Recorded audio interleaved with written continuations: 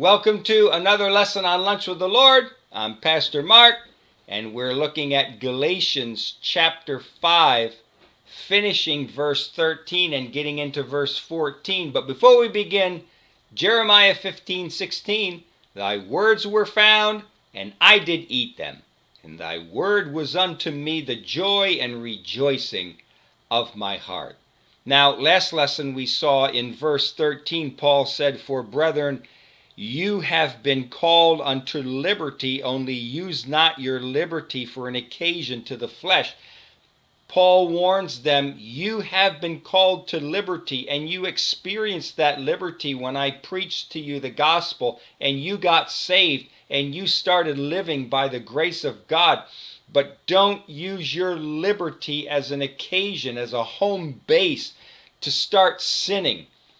Don't think to yourself, well, I'm saved, God loves me, and now I can go out and do whatever I want. I've always wanted to get involved in this kind of sin, so now I can do it. I mean, I have the security of God saving me. He's in my heart, and I'm already saved, so I'm all right. So I'll go ahead and start living sinful life. No, this isn't what Paul is saying here. He's saying, don't use your liberty that you have as an occasion to start sinning. But, he says here, by love serve one another. Love here is agape, and it means God's unconditional love.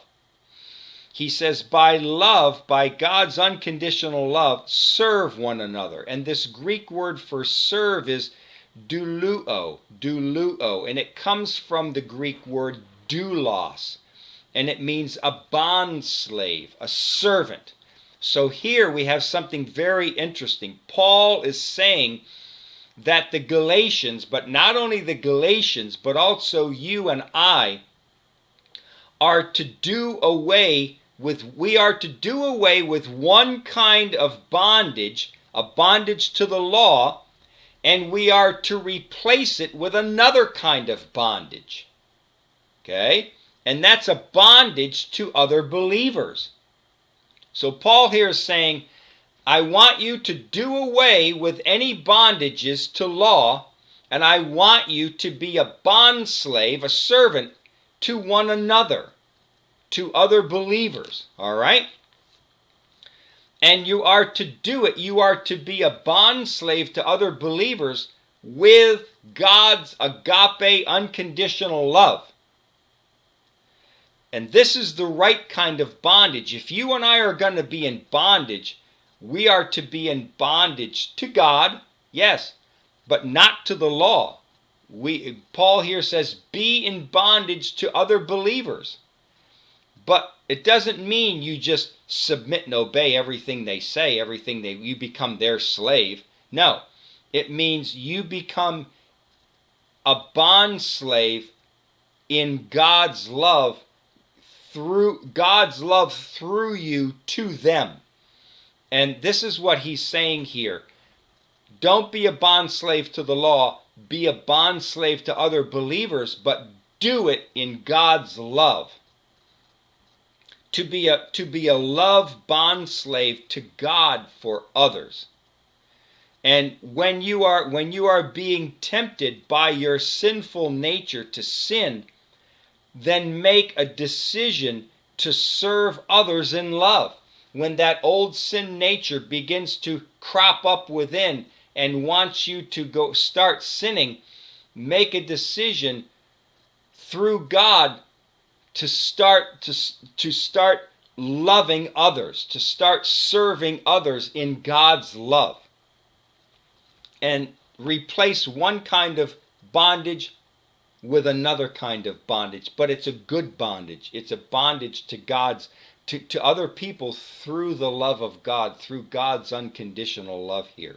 And then in verse 14, for all the law is fulfilled in one word, even in this, thou shalt love thy neighbor as thyself. And this Greek word fulfilled is pleroo, and it's in the indicative perfect tense passive voice. and it means to fulfill and to complete. Indicative means it's a fact. It's a fact. For all the law is fulfilled. It's a fact. It is fulfilled. The perfect tense here means that the action of the verb has been completed.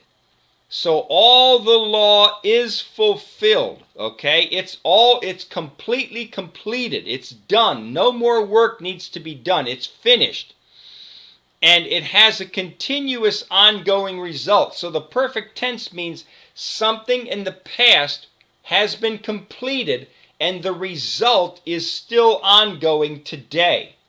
For example, I shut the door, all right? I go to a door and I shut the door.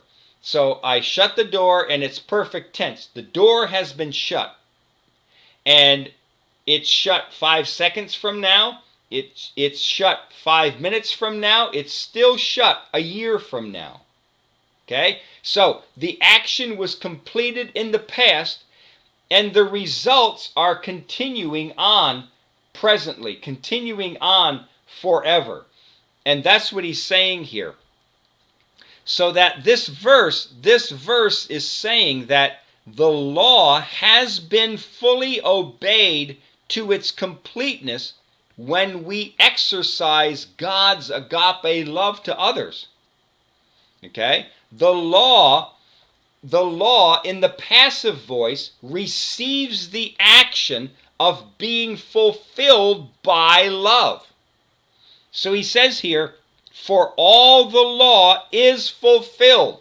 The law receives the action of a completed event in the past. The law receives a completed action of being fulfilled when you love others. When you love other people with God's love, that law has been fulfilled.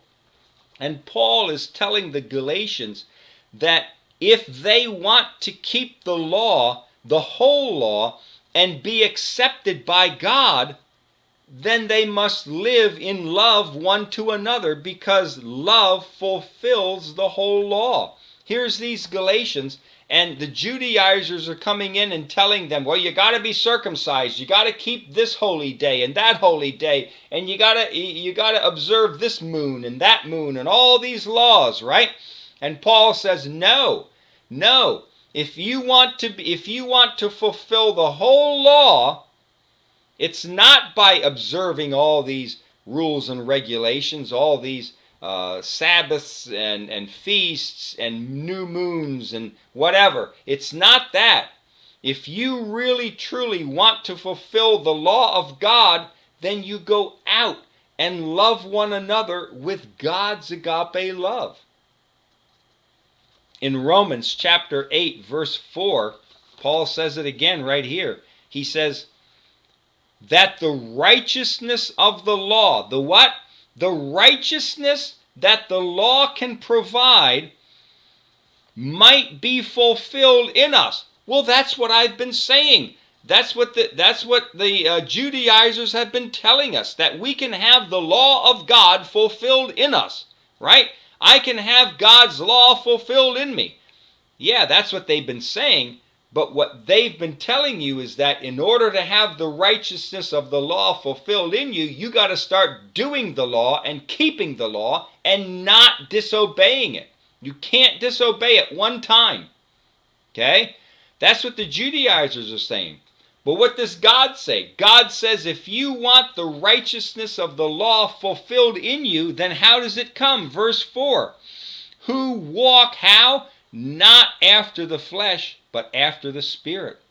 Paul said, if you truly want that righteousness of the law fulfilled in your hearts, it's by walking after the Spirit, not walking after the flesh. Not by keeping laws and rules and regulations. It's by walking after the Spirit. And if you truly walk after the Spirit, then you will love with God's agape love. If we walk after the Spirit in agape love, then the righteousness which the law makes available to everyone is fulfilled in us. Okay? And that's what Paul's trying to say here. Paul says, I know you Galatians are eager. You're at this moment in your life, you're being tempted to want to please God and love God through the keeping of the law. But Paul says, if you really want to keep the law, then you need to just love the brethren like you were loving before these Judaizers came, right? The grace of God between you. Express the love of God, the grace of God, the mercy of God to others. And if you do that, then you're fulfilling the law of God. If you try to keep the law of God to fulfill it, you ain't going to do it. It can't be done. It's absolutely not possible for any human being to do it. Jesus was the only one that was able to do it, and we can't do it. So forget that way. Just love one another with God's agape love. All right? Until next lesson, walk with the Lord. I know He walks with you.